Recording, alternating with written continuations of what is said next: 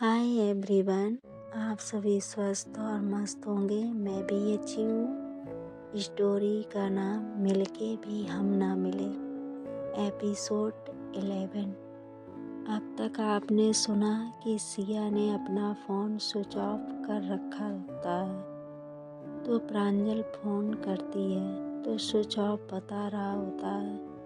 प्रांजल अब बहुत परेशान हो जाती है। वो समझ नहीं पा रही होती है कि आखिर बात क्या है। सिया अपना फ़ोन क्यों स्विच ऑफ की है, सब कुछ ठीक तो है ना। तो इसी ख्याल में खोई होती है। तभी एक लड़की आती है क्लास में और बाकी लड़कियों से कहती है, तुम लोगों को पता है वो न्यू एडमिशन थी ना, सिया गुप्ता, उसने कॉलेज से ट्रांसफ़र ले लिया है। उसका भाई आया था उसका ट्रांसफ़र सर्टिफिकेट लेने। ये बात जब प्रांजल सुनती है तो बिल्कुल सुन सी रह जाती है। उसे सिया से ऐसी उम्मीद नहीं थी, लेकिन वो दूसरे ही पल सोचती है कि हो सकता है अपनी फैमिली के दबाव के कारण गई हो, या उसके भैया का ट्रांसफ़र हो गया हो। उसने मुझे बताया था कि उसके भाई का आए दिन ट्रांसफ़र होता रहता है, लेकिन सिया को एक बार मुझसे बात तो करनी चाहिए थी यार। बट ऐसा भी तो हो सकता है ना कि उसका फ़ोन ऑफ हो गया हो, वो बता नहीं पाई हो। ऐसा होगा तो वो मुझसे ज़रूर कॉल करेगी। हाँ, ज़रूर कॉल करेगी। भला ऐसा हो सकता है क्या कि वो मुझसे दूर हो जाए? क्या हुआ, अभी हम लोग दूर हैं, कॉल से बात कर लेंगे। हाँ, ये सही रहेगा। ऐसे ही वो खुद से बात करती रहती है और खुद को संभालती है, इस आधार पर कि हमारा सच्चा प्यार है, वो मुझसे ज़रूर कांटेक्ट करेगी। इधर सिया अपने फ़ोन से सिम निकाल के तोड़ देती है और अपने फ़ोन से प्रांजल की सारी यादें डिलीट कर देती है। उसकी एक एक पिक, उसका व्हाट्सएप चैट, सब कुछ। और फिर कार का कांच खोल के अपना मुंह विंडो से बाहर निकाल लेती है और फिर गहरी सांस लेती है। इधर सिया उससे कांटेक्ट करेगी ऐसे सोचकर प्रांजल खुद को कॉलेज में बिजी रखती है और फिर घर आके वेट करने लगती है कि सिया कब उसे कॉल करे। यहाँ तक अगर देखे तो सिया के लिए सब कुछ खत्म हो गया होता है। प्रांजल के साथ बिताया एक एक पल उसके लिए धुंधला होता जा रहा था, ठीक वैसे ही जैसे उस शहर की छवि जैसे जैसे दूर जाने पर धुंधली होती जा रही होती है। सिया सोच रही होती है कि शायद यहीं तक हमारा सफ़र था, शायद यहीं तक उसका और साथ भाग्य में लिखा हुआ था।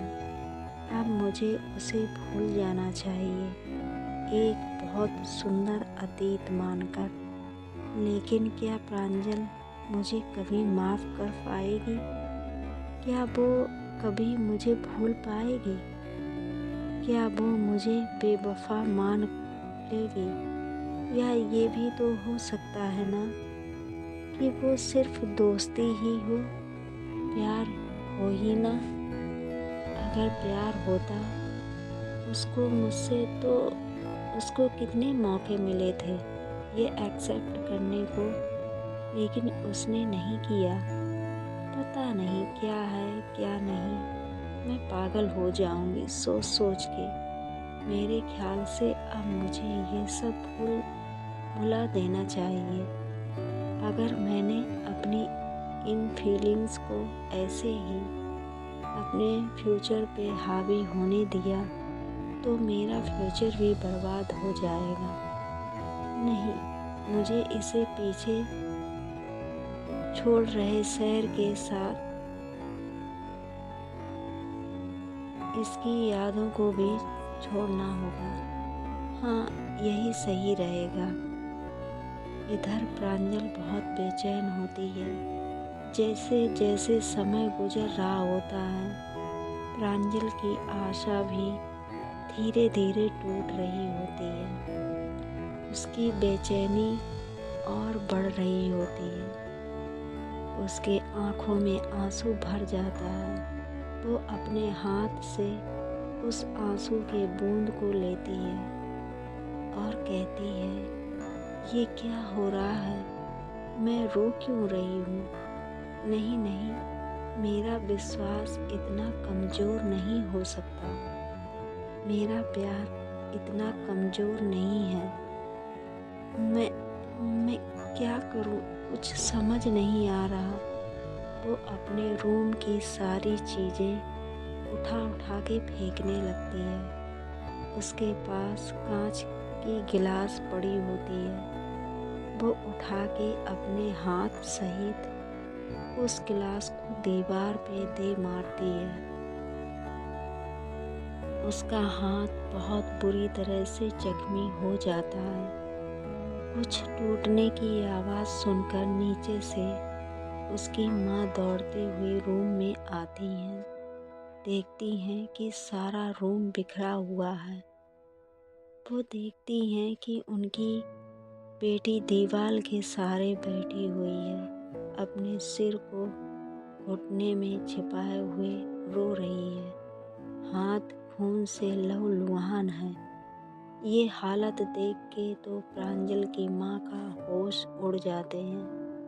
बेसिकली देखा जाए तो प्रांजल सिंगल चाइल्ड थी, तो अपनी माँ के लिए वो उसकी सब कुछ थी और पापा दूसरी कंट्री में जॉब करते थे।